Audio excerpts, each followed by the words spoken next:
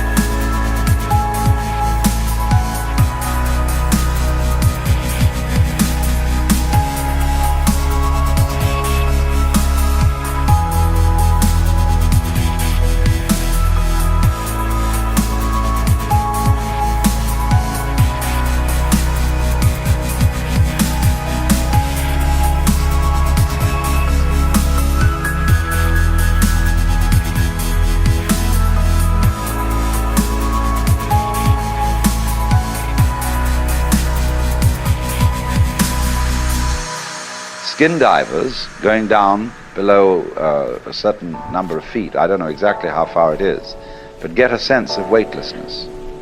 And at the same time, this deprives them of every sense of responsibility. They become alarmingly happy. And they have been known to simply take off their masks and offer them to a fish. And of course, they then drown.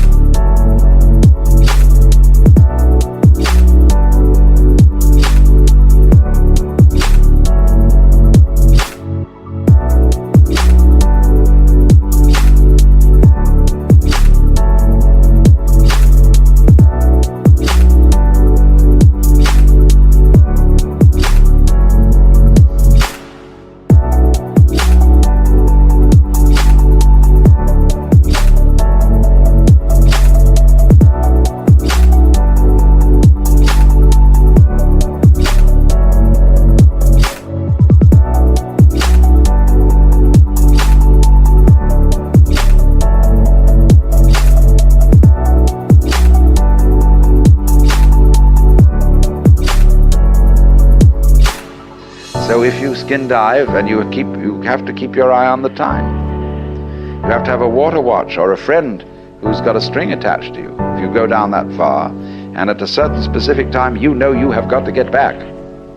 However happy you feel, and however much inclined to say, survival, what the hell's the point of that? And this is happening to the men who go out into space. They will increasingly find that they have to have automatic controls to bring them back. Quite aside that they can't change in any way from the spaceship. Now, isn't that interesting? Can you become weightless here? I said a little while ago that the person who really accepts transience begins to feel weightless.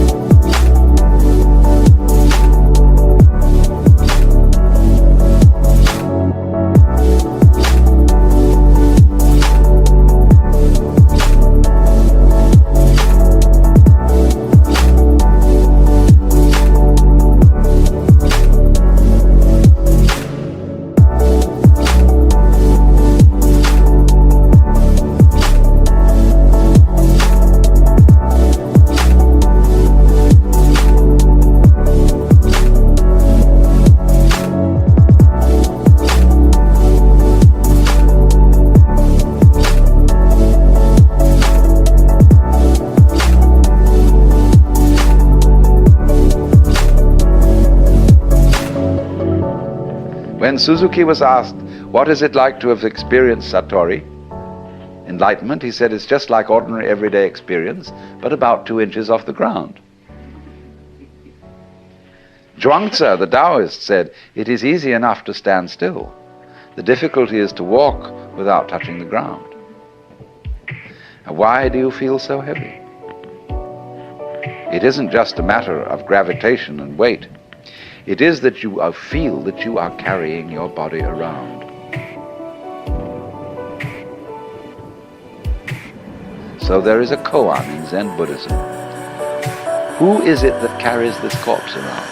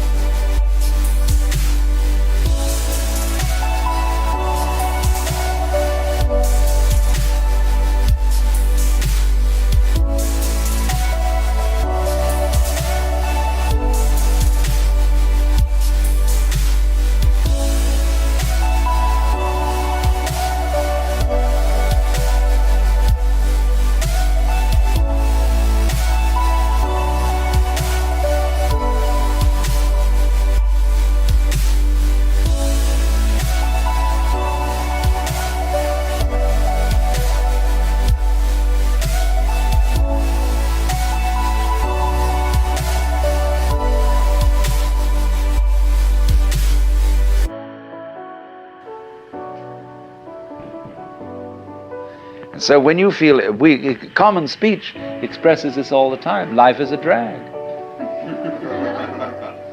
I feel I'm just dragging myself around. My body is a burden to me.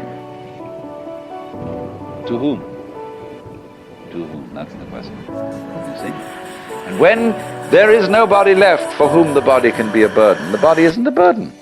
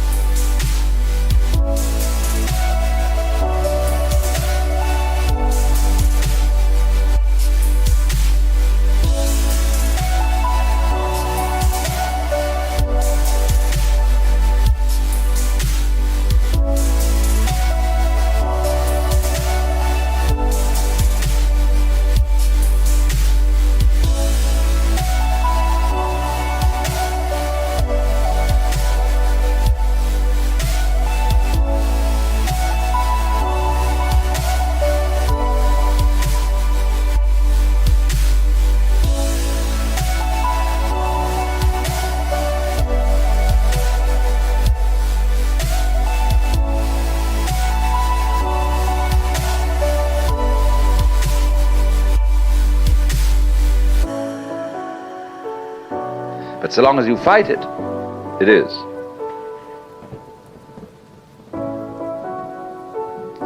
So then, when there is nobody left to resist the thing that we call change, which is simply another word for life,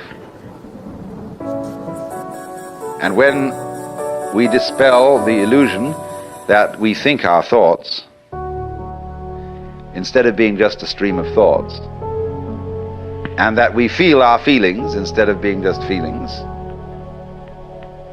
It's like saying, to feel the feelings is a redundant expression. It's like saying, actually, I hear sounds, for there are no sounds which are not heard. Hearing is sound. Seeing is sight. You don't see sights. Sightseeing is a ridiculous word. You could just say either sighting or seeing, one or the other, but sightseeing is nonsense. So we keep doubling our words, and this doubling is comparable to oscillation in an electrical system where there's too much feedback.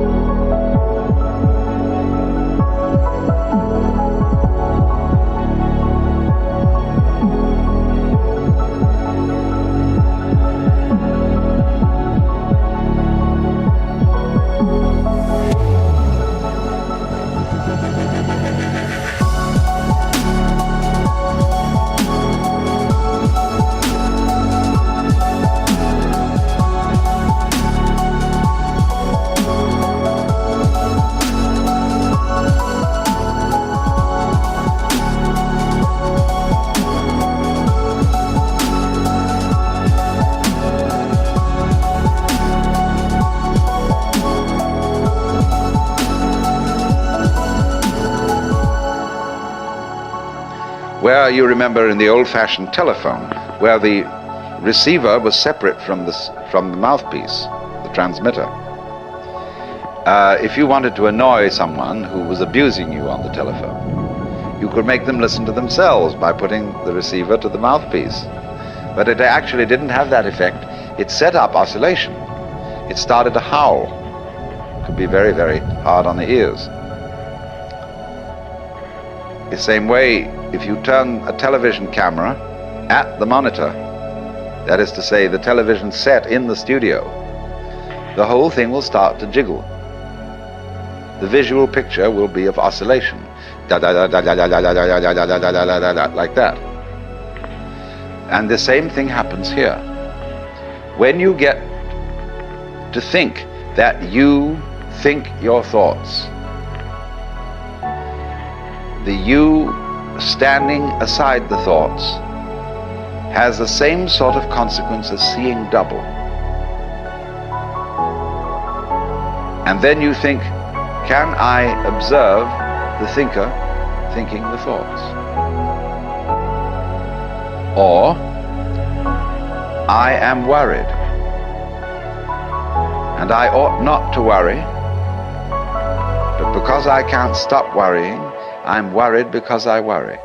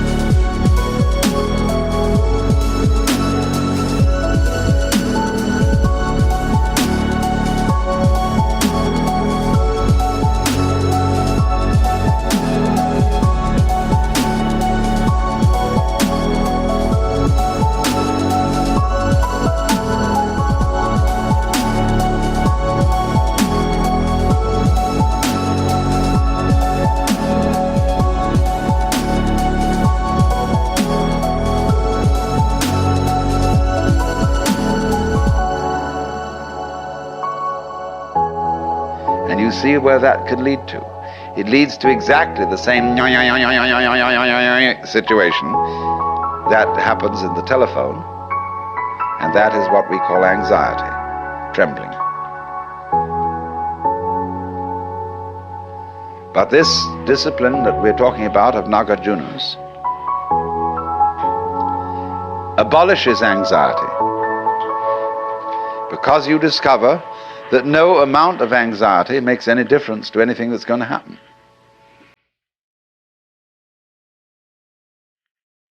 In other words, from the first standpoint, the worst is going to happen. You're all going to die. And don't just put it off in the back of your mind and say, I'll consider that later. It's the most important thing to consider now, because it enables you. It is the mercy of nature.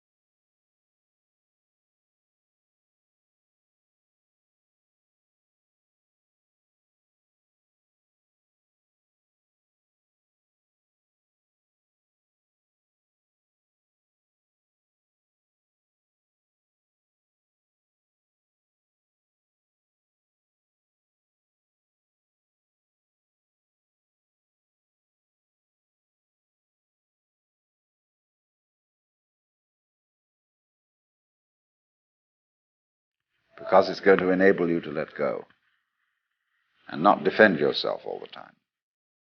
Waste all energies in self-defense. So, this doctrine of the void is really the basis of the whole Mahayana movement in Buddhism.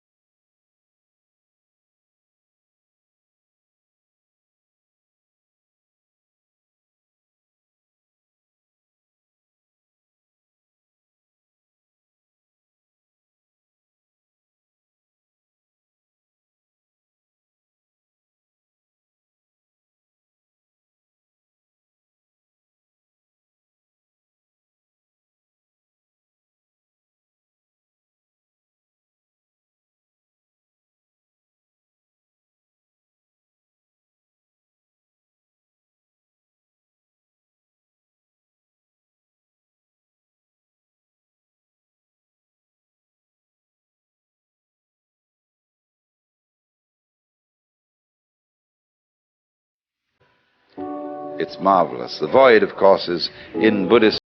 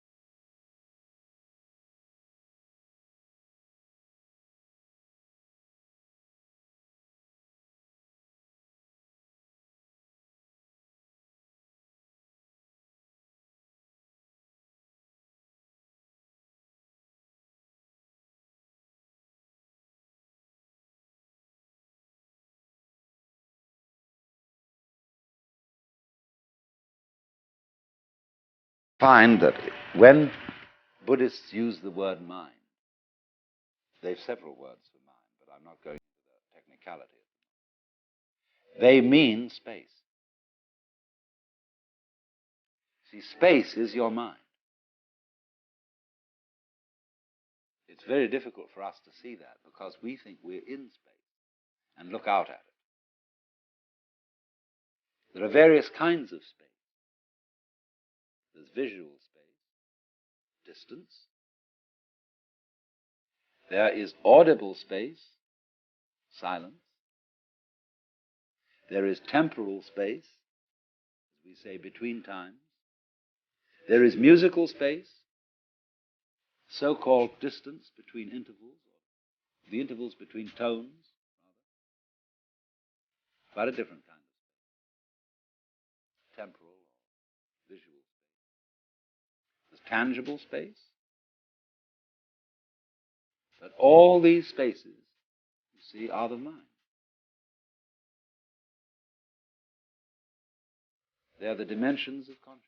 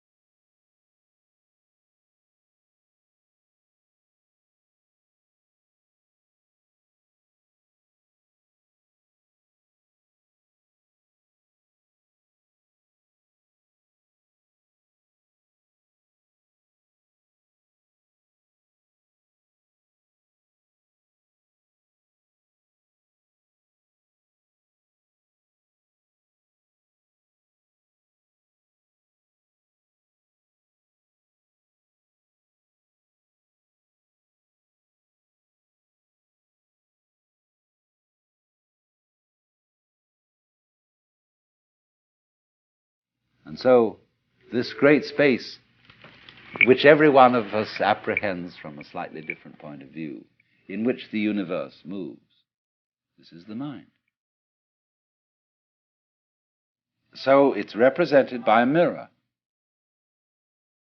because although the mirror has no color, it is for that reason able to receive all the different colors.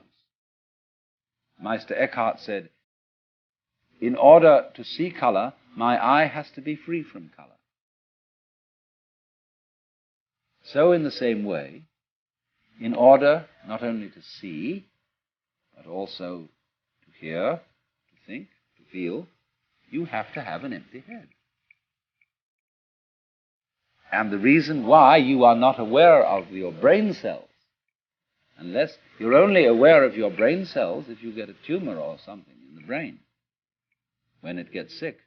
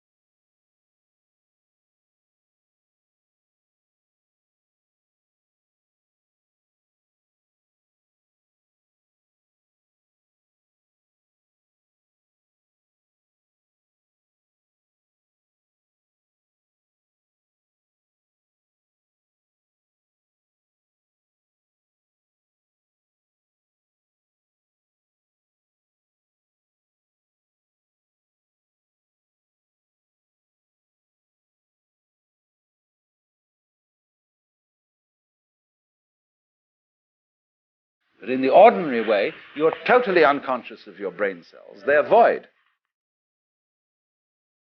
And for that reason, you see everything else.